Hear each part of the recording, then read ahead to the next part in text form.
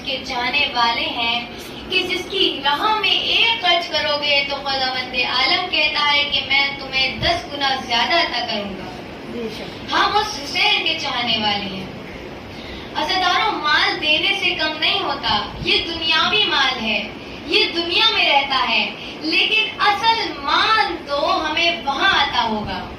دنیاوی مال کی کوئی قیمت نہیں ہے، لیکن ہمارا جو مال ہے، جو اصل مال ہے، وہ ہمیں روز قیامت دیا جائے گا. تو امام فرماتے ہیں کہ کچھ لوگ ایسے ہیں کہ جو دنیا میں امیر ہوتے ہیں لیکن آخرت میں غریب ہو جاتے ہیں. کچھ لوگ، اور کچھ لوگ ایسے ہیں جو دنیا میں غریب ہوتے ہیں اور آخرت میں امیر ہوتے ہیں. تو وہ کہیں گے خداوند عالم آپ نے تو ہمیں کچھ بھی نہیں دیا، ہمارے پاس تو کچھ بھی نہیں ہے. تو ایک مرتبہ خدا کہے گا جتنا تم نے ہمیں دنیا میں دیا اتنا ہی میں تمہیں یہاں عطا کروں گا. یعنی ہمیں خدا کی راہ میں خرچ کرتے رہنا چاہیے، جس سے ہماری دنیا بھی صبری رہے گی اور ہماری آخرت بھی صبر جائے گی. ایک درود پڑھ کر محمد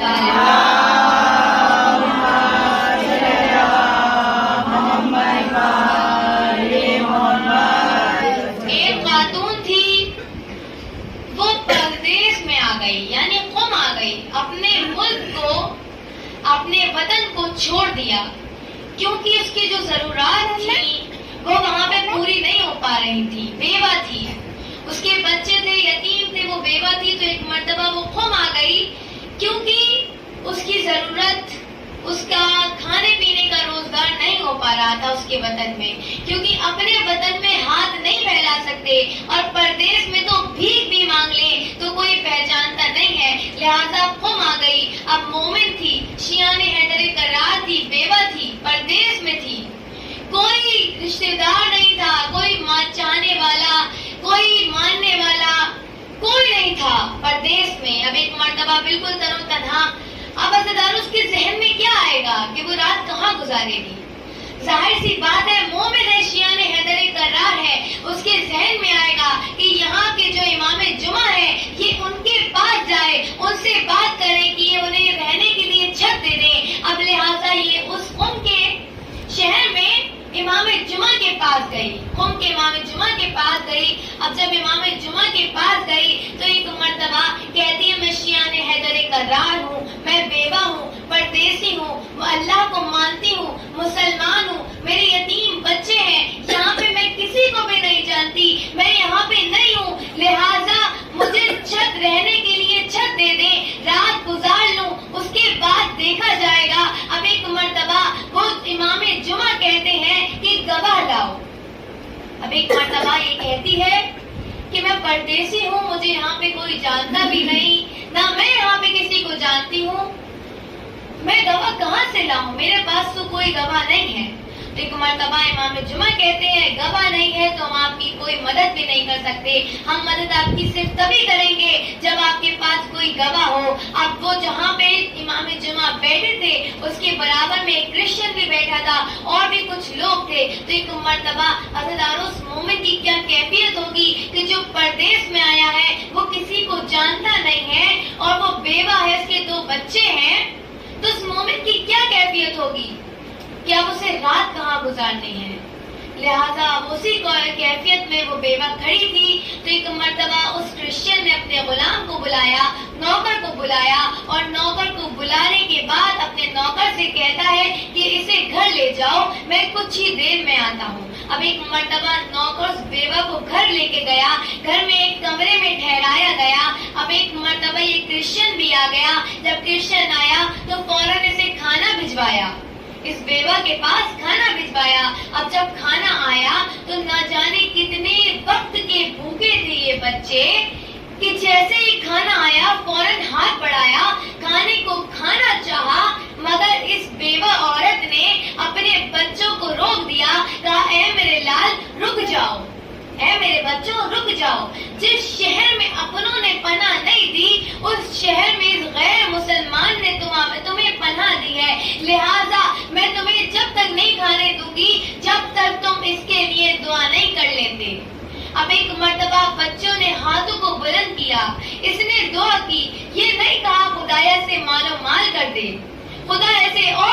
عطا کر دے. یہ نہیں کہا بلکہ ہاتھوں کو اٹھا کے کہا خدایا جس شہر میں ہمیں اپنوں نے پناہ نہیں دی, شیعوں نے پناہ نہیں دی, اس شہر میں اس غیر مسلمان نے ہمیں پناہ دی ہے, لہذا اس کو علم عطا کر, لہذا اس کو علم عطا کر, ہدایت عطا کر. اب ایک مرتبہ ان لوگوں نے کھانا کھایا اور سو گئے. اب جب سو گئے تو صبح ہوئی. اگلے دن یہ کرسچن جو تھا یہ اس خاتون کے پاس آیا, کہتا ہے مجھے کلمہ پڑھاؤ. ایک درود پڑھے بر محمد.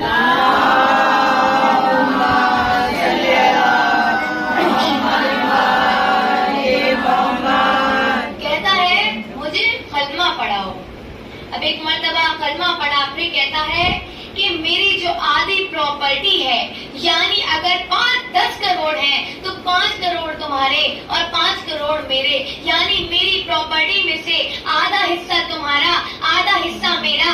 ابھی ان دونوں میں گفتگو ہو ہی رہی تھی کہ ایک مرتبہ امام جمعہ بھی آ گئے اس خاتون کو ڈھونڈتے ڈھونڈتے. اب جب کرسچن کے گھر پہ آئے تو ایک مرتبہ کرسچن نے کہا مولوی صاحب کیسے آنا ہوا؟ تو ایک مرتبہ امام جمعہ کہتے ہیں کہ ہم اپنے مہمان کو لینے آئے ہیں. تو ایک مرتبہ یہ کرسچن کہتا ہے نہیں, جب مہمان بنانا تھا تب تو بنایا نہیں, اب یہ ہمارا مہمان ہے, اب یہ ہمارا مہمان ہے, ابھی ہمارے گھر سے نہیں جائیں گی. اور ایک مرتبہ کہا سنو, جو خواب تم نے دیکھا ہے وہ خواب میں نے بھی دیکھا ہے. اب خواب میں کیا دیکھا اس کرسچن نے؟ یہ دیکھا کہ محشر, اس نے دیکھا کہ محشر بپا ہے. اب محشر بپا ہے, بھوک و پیاس کا ایسا عالم ہے, شدت اتنی تھی کہ ایک جگہ دیکھا کہ بھیڑ لگی تھی. اب ایک مرتبہ اس نے پوچھا کہ یہاں پہ کیا ہو رہا ہے؟ تو ایک مرتبہ کہا کہ پانی پلایا جا رہا ہے, مولا علی حوض کوثر بانٹ رہے تھے. اب یہ تو جانتا نہیں ہے, لہٰذا یہ گیا, کہا صاحب مجھے بھی پانی دے دیجئے. تو ایک مرتبہ مولا علی نے کہا رسول خدا سے پوچھ کے آؤ, اگر رسول خدا پانی پلانے کی اجازت دے دیں گے تو میں تمہیں پانی دے دوں گا. ابھی رسول خدا کے پاس گیا. اب جب رسول خدا کے پاس گیا تو کہا یا رسول اللہ ان سے کہہ دیجئے کہ مجھے پانی دے دیں, مجھے بڑی پیاس لگ رہی ہے. تو ایک مرتبہ رسول خدا نے کہا یا علی اسے پانی پلا دیجئے, کل رات اس نے جو نیکی کی تھی اس کا حق بنتا ہے کہ اسے پانی پلائیے. کل رات جو اس نے آپ کی اولاد پہ جو نیکی کی تھی اس کا حق بنتا ہے کہ آپ اسے پانی پلائیے. اب یہ کہتا ہے اس نے پانی پیا. اب جب اس کی آنکھ کھلی تو اس کی زبان پہ اس پانی کا احساس تھا. ایک درود پڑھے بر محمد.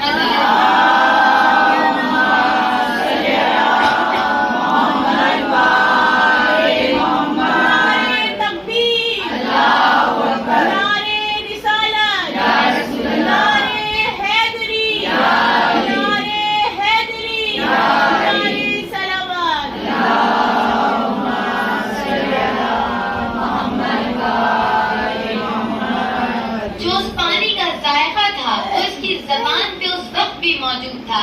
یہی خواب امام جمعہ نے دیکھا کہ محشر بپا ہے, مولا علی حوض کوثر سے پانی بانٹ رہے ہیں. اب ایک مرتبہ یہ بڑے خوش کہ ہمارے تو مولا ہیں, ہمیں تو سب سے پہلے پانی ملے گا, لہٰذا خوشی خوشی مولا علی کے پاس گئے. کہا یا علی میں ہوں. کہا کون؟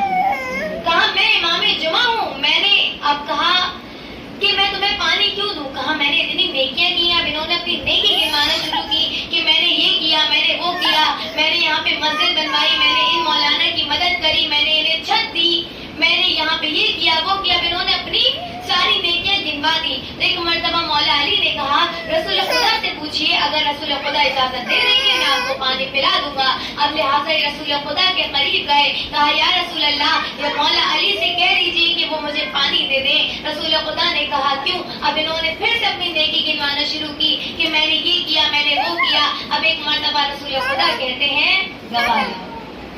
اب ایک مرتبہ جب یہ سنا تو کہتے ہیں کہ یا رسول اللہ محشر بپا ہے, میں یہاں پہ کیسے گواہ لاؤں؟ تو رسول خدا کہتے ہیں وہ سیدانی تھی, پردیس میں آئی تھی, بیوہ تھی, اس کے یتیم بچے تھے, وہ کہاں سے گواہ لاتی؟ اب ایک مرتبہ یہ عالم دین یہ امام جمعہ کہتے ہیں کہ جب میں اٹھا تو میری جو پیاس کی شدت تھی وہ اٹھنے کے بعد بھی میری زبان پہ محسوس ہو رہی تھی. تو زاداروں صرف روزے نہیں, نمازیں نہیں, عبادت نہیں, دعائیں نہیں, بلکہ یتیموں اور مسکینوں پہ توجہ دینا بھی ہمارا کام ہے.